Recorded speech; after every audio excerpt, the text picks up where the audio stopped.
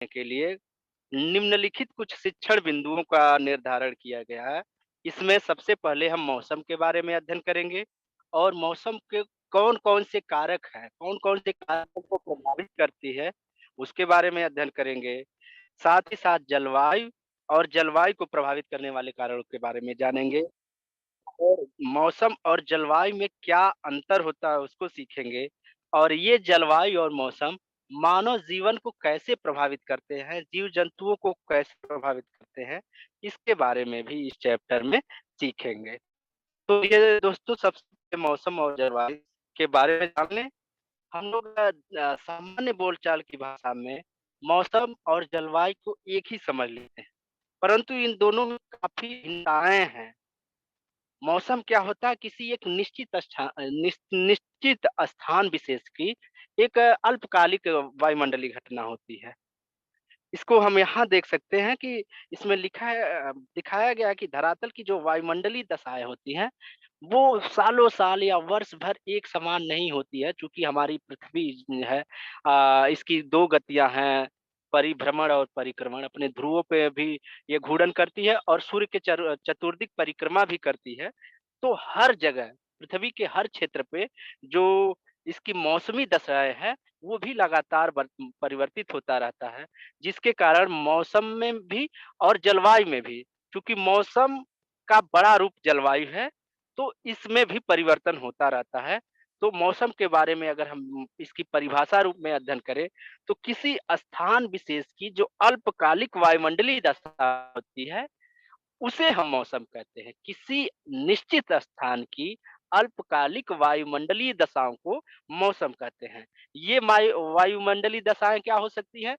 जो हमारे धरातल के ऊपर जितने भी हमारे पर्यावरण में जो भी चीज़ें दिख रही हैं या हम उसका अनुभव कर रहे हैं, जैसे तापमान हो गया, आर्द्रता मीन्स नमी हो गया, वायुदाब, हम लोग जानते हैं कि प्रत्येक स्थान पे वायु का दबाव है।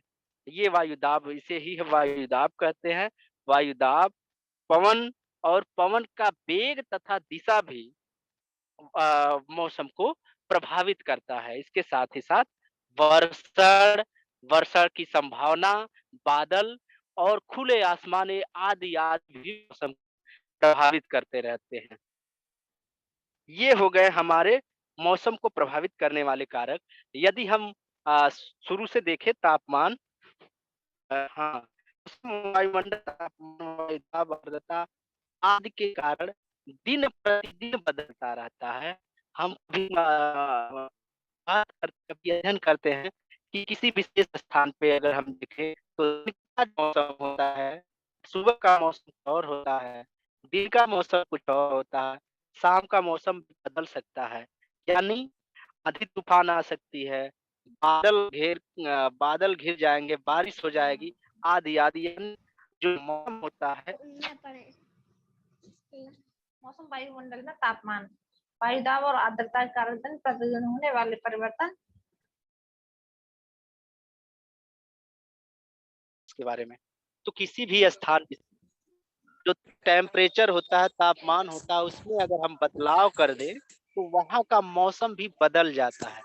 मान लीजिए एक रेगिस्तानी वाला एरिया है, राजस्थान वाला रेगिस्तान का एरिया है, उस जगह का टेम्परेचर अचानक 15 डिग्री सेल्सियस के लगभग में कर दिया जाए, 20 डिग्री सेल्सियस के लगभग में कर दिया जाए, तो वहाँ कड़ाके की ठंडक पड़ने लगेगी और अगर हम पर्वतीय इलाकों यानी उच्च अक्षांशों की बात करें या तो पर्वतीय इलाकों की बात करें या उच्च अक्षांशों का मतलब होता है कि ध्रुवों की तरफ यानी विषुवत रेखा से जब हम ऊंचे मतलब ध्रुवों की तरफ जाएंगे तो उसको हम उच्च अक्षांश बोलेंगे।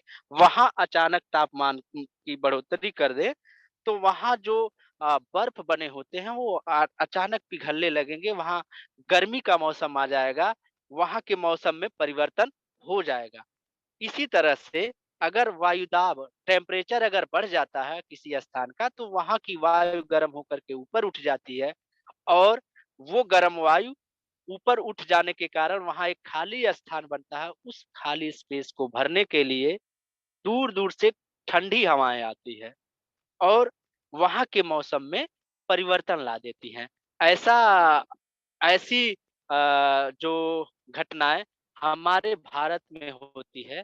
जब हमारे वहाँ गर्मी का मौसम होता है, तो गर्मी के मौसम में यहाँ की हवाएँ गर्म हो जाती है, टेम्परेचर बढ़ जाता है, वायुदाब घटने लगता है, हवाएँ गर्म होकर के ऊपर उठ जाती हैं और ये जो खाली क्षेत्र बनता है, वायुदाब जो कम होता है, इसको भरने के लिए समुद्रों की तरफ से तीव्र गति से हवाएँ आती हैं और यहाँ के मौसम में अचानक चेंजिंग होने लगता है, जैसा कि आज के समय में हम लोग देख रहे हैं कि मानसून बड़ी तेजी से भारत के मैदानी के क्षेत्रों की तरफ बढ़ रहा है। आर्द्रता आर्द्रता भी मौसम को प्रभावित करने वाला एक मुख्य घटक है। अगर हम किसी स्थान विशेष में नमी को बढ़ा देते हैं, आर्द्रता को बढ़ा देते हैं, वहाँ वहाँ उमस बढ़ जाएगी और आर्द्रता तभी बढ़ेगा जब टेम्परेचर हाई होगा।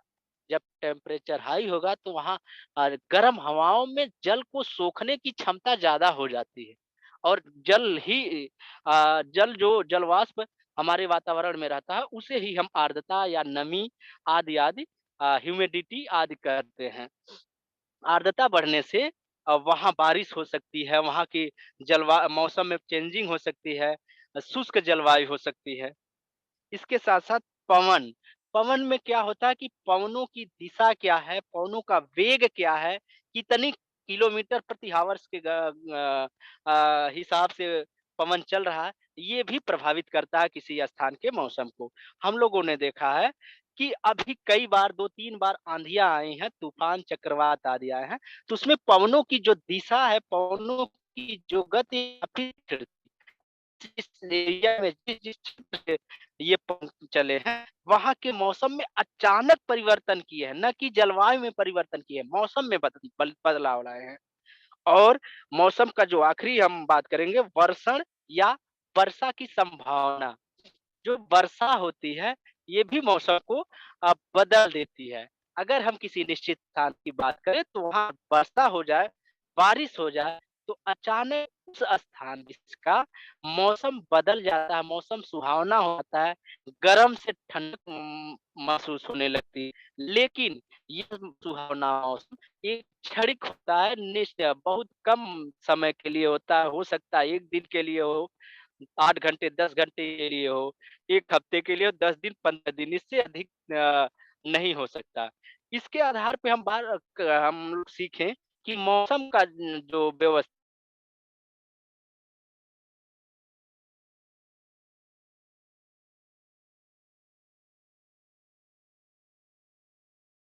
किसी निश्चित स्थान विशेष की दीर्घकालिक मौसमी घटनाओं का अध्ययन होता है।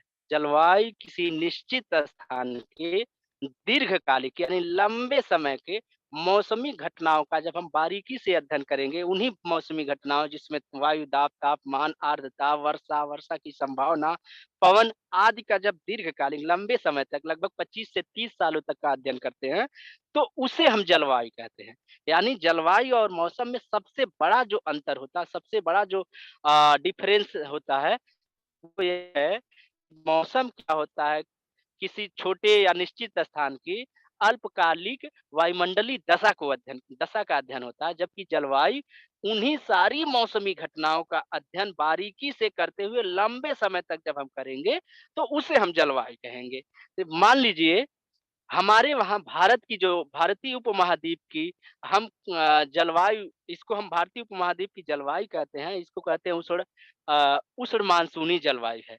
इस और इसी उष्ण मानसूनी जलवायु में अगर मौसम की हम बात करें तो यहाँ बरसात का मौसम, गर्मी का मौसम, ठंडी का मौसम आदि मौसम यहाँ होते रहते हैं। लेकिन जलवायु की जब हम बात करते हैं तो हम हमेशा ये अलग-अलग नहीं बाँटते हैं कि भारत एक शीतकटिबंधीय जलवायु, उष्णकटिबंधीय जलवायु या वर्षा कटिबंधीय ऐसा कुछ नहीं कहते हैं। हम डायरेक्ट कहते हैं कि भारत में उष्णकटिबंधीय मानसूनी जलवायु पाई जाती है। तो इस तरह से जलवायु जो होता है बड़ा टर्म होता है और मौसम छोटा टर्म है। तो हम लोगों ने अध्ययन किया कि जलवायु लगभग 25 से 30 वर्षों का अध्ययन होता है और यह एक काफ़ी बड़े भूभाग पे होता है। मौसम की अपेक्षा इसकी जो क्षेत्रफल होता है, इसका एरिया होता है, वो लगभग बड़ा होता है और इसमें जो चेंजिंग होते हैं, वो लंबे समय के बाद होते हैं। यह कभी प्राकृतिक भी हो सकता है चेंजिंग और कभी मानव के कारण भी हो सकता है। नेक्स्ट देखेंगे, मौसम और जलवायु में क्या अंतर है? तो सबसे पहला अगर हम अंतर देखें तो सबसे पहला अंतर यही वो समय वाला है कि किसी निश्चित स्थान का जो दिए गए वायुमंडलीय दबाव का एक निश्चित समय के लिए जब अध्ययन करते हैं तो उसे हम मौसम कहेंगे और यदि उसी स्थान के इन सारी घटनाओं का दीर्घकालिक यानी लंबे समय तक का अध्ययन जब हम करते हैं तो उसे हम जलवायु कहते हैं। और जलवायु में किसी बड़े भूभाग का अध्ययन होता है, जबकि मौसम सामान्यतः छोटे स्थान पे होता है और एक जलवायु क्षेत्र में कई प्रकार के मौसम हो सकते हैं, वो स्थान-स्थान पे बदलते रहते हैं। एक ही स्थान पे मौसम दिन का मौसम कुछ अलग हो सकता है, दोपहर का कुछ अलग हो सकता है, शाम का अलग हो सकता है, जबकि जलवायु में जो जलवायु होती है, वह स्थिर होती है, अस्थायी होती है। मौसम में अगर हम बात करें, तो मौसम में तापमान, तापक्रम, वर्षा, हवाएँ आदि से मिल कर के मौसम का निर्माण होता है और यह लघु समय के लिए होते हैं, छोटे अल्प समय के लिए होता है। जबकि जलवायु, तापमान एवं वर्षा आदि कारकों पर निर्भर करती है। इसके साथ-साथ हमारे ग्लोब पर उस स्थान विशेष का अक्षांशीय देशांतरी विस्तार, सागर से दूरी, धरातल की ऊँचाई आदि भी जलवायु को प्रभावित करता है। अब हम देखेंगे जलवायु को प्रभावित करने वाले कारक। ये जलवायु को कौन-कौन से कारक हैं जिसके द्वारा जलवायु बदल जाती है? तो सबसे पहला कारक है इसमें लिखा गया है अक्षांशीय स्थिति या विषुवत रेखा से दूरी। विषुवत रेखा से यानी भूमध्य रेखा जो है उसे हम विषुवत रेखा कहते हैं। उससे हम जैसे-जैसे उत्तर या दक्षिण की तरफ जाते जाएँगे तो तापमान में कमी होती जाएगी और आगे बढ़ते-बढ़ते अगर हम ध्रुवों की तरफ पहुँच जाएँ, तो वहाँ की जलवायु शीतकटिबंधीय हो जाएगी। शीतकटिबंधी मतलब वहाँ 8 महीने से 10 महीने, 12 महीने तक बर्फ पड़ते रहते हैं। वहाँ कठोर जलवायु पाई जाती है, वनस्पतियों का अभाव हो जाता है। इसके विपरीत अगर हम भूमध्य रेखा के तरफ देखें, तो वहाँ गर्मी अधिक पड़ती है, सूर्यातप अधिक पड़ता है, जिसके कारण तापमान अधिक होता है, वायु दाब कम होता है, हवाएँ ऊपर उठ के संवहनी वर्षा करती हैं, वर्षा होने से वनस्पतियों का विकास होता है, जीव-जंतुओं का विभिन्न प्रकार के जीव-जंतुओं का विकास होता है। इस प्रकार हम देखेंगे अक्षांशीय स्थिति भी जलवायु को काफ़ी हद तक प्रभावित करती हैं। दूसरी बात करें समुद्र तल से ऊँचाई।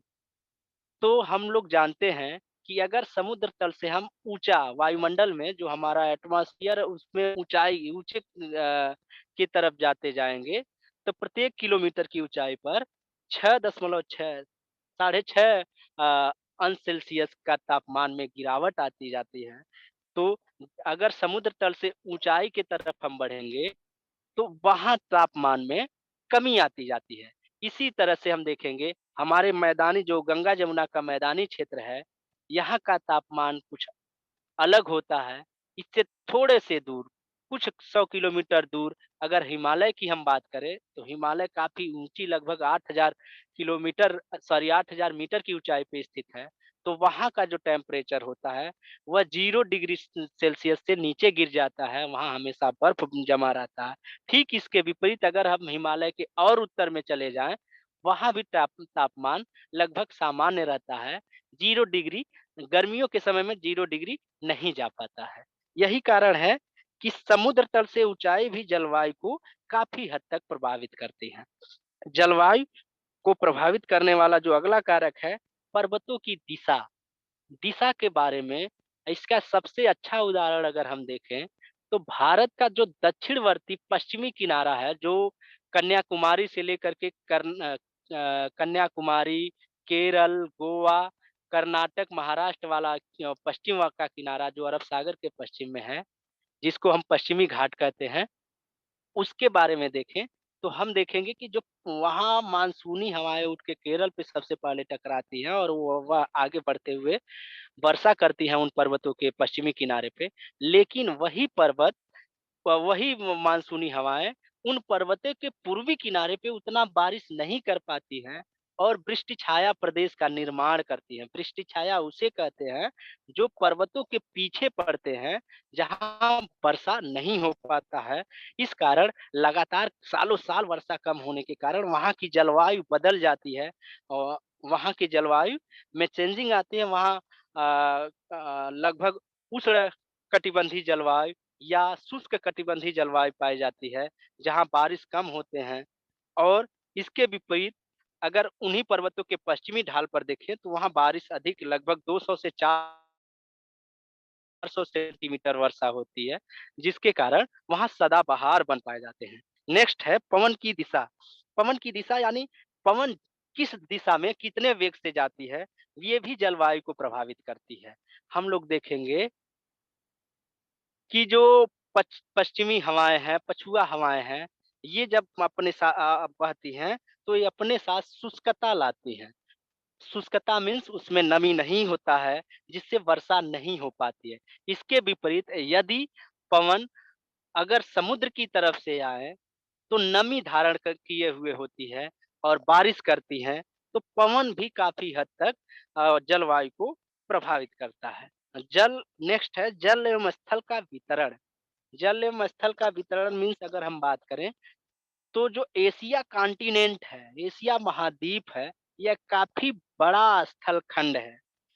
तो इसके किनारे पे तो समुद्र के तटवर्ती किनारों पे तो समुद्र से वर्षा हो पाती है। लेकिन इसके जो बीच वाला गोबी का मरुस्थल है, मध्यवर्ती जो एशिया है, वहाँ बारिश की संभावना कम रहती है, वर्षा कम होता है, जिससे वहाँ एक अलग प्रकार की जलवायु का निर्माण होता है।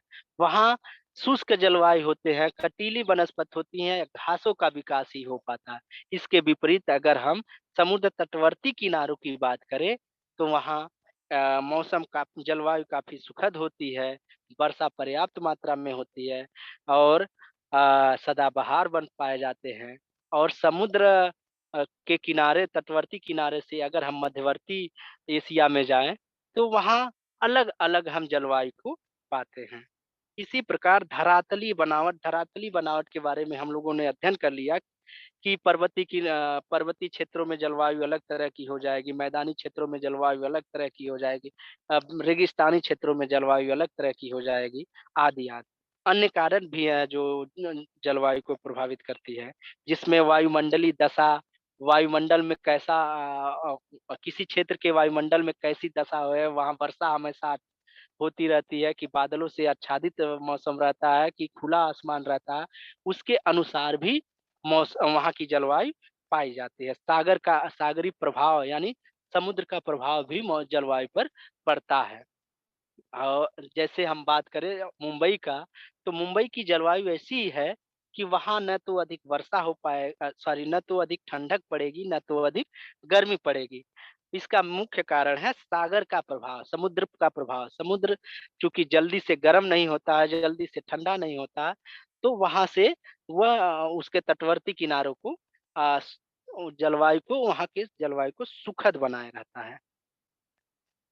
अब हम बात करेंगे जलवायु या मौसम का मानव जीवन पे क्या प्रभाव पड़ता है। तो अ, हम लोग जैसा कि जानते हैं एक एक भूगोल विज्ञानिनी थी कुमारी सेम्पल जो अमेरिका की वैज्ञानिक थी। उन्होंने कहा कि मानव पृथ्वी की उपज है। यानी जहाँ जैसी जलवायु होगी, वहाँ उसी तरह के मानव मिलेंगे, उसी तरह की जलवायु का विकास होगा और उसी तरह की वनस्पतियों का विकास होगा, उसी तरह के जीव-जंतु पाए जाएँगे। यदि हम किसी ऐसे जलवायु में चले जाएँ, जहाँ टेम्परेचर भी हाई रहे, बारिश भी पर्याप्त मात्रा में होता रहे, तो ऐसी जलवायु में वहाँ वनस्पतियों का ढेर सारा विकास होता रहेगा, कई प्रकार की वनस्पतियाँ पाई जाएँगी और उन्हीं वनस्पतियों के सहारे कई प्रकार के कीट-पतंगे और जीव-जंतुओं का विकास होगा। मानव सभ्यताएँ भी वहीं ज़्यादा पनपेंगी और इसके विपरीत अगर हम उच्च अक्षांशों यानी ध्रुवों की तरफ जाएँ, तो वहाँ की जो जलवायु होगी वो अलग तरह की होगी, काफ़ी कठोर होगी। जो भी बारिश होगी वह बर्फ़ के रूप में होगी। तो इस तरह से हम जानते हैं कि जलवायु ही निर्धारित करता है कि किसी स्थान विशेष पे कैसा मानव, कैसा जीव-जंतु, कैसी वनस्पतियों का विकास हो। तो सबसे पहला इसमें देखेंगे हम, तो आवास पे जलवायु का क्या प्रभाव पड़ता है, इसको हम सामान्य रूप से अगर बात करें, तो हम देखेंगे उत्तरी अक्षांशों पे जो एस्किमो पाए जाते हैं, उत्तरी ध्रुव पे, वो उनके जो आवास होते हैं, उनको इग्लू कहते हैं। इग्लू यानी वहाँ चारों तरफ बर्फ ही बर्फ पाया जाता है, तो वो वहाँ आवास जो बनाते हैं, वह बर्फ के टुकड़ों से एक घेरादार, एक अर्धचंद्राकार टोपी-नुमा घर बनाते हैं और उसके जो गेट होता है सुरंग रूप में होते हैं, रेंग के उसमें घुसते हैं जिससे आँधी और तूफान वो जो चलते हैं बर्फीले तूफान उससे उसमें घुस ना पाएँ। जबकि मैदानी क्षेत्रों की बात करें, तो यहाँ हम देखेंगे कि जो हमारे छत होते हैं काफ़ी सपाट होते हैं, काफ़ी अच्छे तरीके से घरों का निर्माण होता है। खिड़की दरवाजे काफ़ी ठीक-ठाक मात्रा में पाए जाते हैं जिससे हवाओं का आदान-प्रदान होता रहे। इसके विपरीत राजस्थान वाले यानी रेगिस्तानी इलाकों में हम बात करें, तो वहाँ भी इसी तरह से घर बनाए जाते हैं और घर काफ़ी ऐसा बनाया जाता है जो वहाँ रेतीले तूफ़ान जो चलते हैं उससे भी सुरक्षित हो पाए। खान-पान पे प्रभाव, जलवायु का प्रभाव खान-पान पे भी पड़ता है। जिस क्षेत्र की जैसी जलवायु होगी, खान-पान भी उसी तरह का हो जाएगा। अगर हम ठंडक वाले प्रदेशों की बात करें, तो वहाँ की जो जलवायु होती है, कठोर होती है। वहाँ फसलों फसलों फसलें भी उतना नहीं उग पाएँगी, तो वहाँ शिकार युक्त जलवायु होगी, यानी वहाँ के लोग आखेटक होंगे, वहाँ लोग शिकार करके मीट-मांस का भक्षण ज़्यादा करेंगे। इसके विपरीत मैदानी क्षेत्रों में बात करें, जहाँ बारिश आते पर्याप्त मात्रा में होती है, नदियों का विकास होता है, वहाँ विभिन्न प्रकार के हम खाद्यान्नों का उत्पादन कर सकते हैं। यहाँ जानवर भी कम पाए जाएँगे, परंतु पालतू जानवर पाए जाते हैं। उनसे हम दूध निकालेंगे, दही ले लेंगे और विभिन्न प्रकार के खाद्यान्नों का उपभोग करेंगे। तो इस प्रकार हम देख रहे हैं कि जलवायु भी काफ़ी हद तक खान-पान को प्रभावित करती है। नेक्स्ट हम बात करेंगे वस्त्र एवं पहनावे के बारे में। तो वस्त्र एवं पहनावे सॉरी वस्त्र एवं पहनावे की बात करने से पहले हम सबसे पहले भारत का एक उदाहरण देख लें। यदि भारत में ठंडक का मौसम आता है, तो हमारे पहनावे बदल जाते हैं। तो इसी और गर्मी के मौसम में हमारे दूसरे पहनावे हो जाते हैं। ठंडक में हम मोटे-मोटे जैकेट पहन लेते हैं, कंबल ओढ़ते हैं, सारी व्यवस्था करते हैं। ठीक इसके विपरीत जब गर्मी का मौसम आता है, उस समय हम अपने को सुरक्षित रखने के लिए एक बंडी या कम से कम सूती कपड़ों का उपयोग कर पाते हैं। इसी प्रकार जैसी जहाँ की जलवायु होती है, पहनावा भी उसी अनुसार बदल जाता है।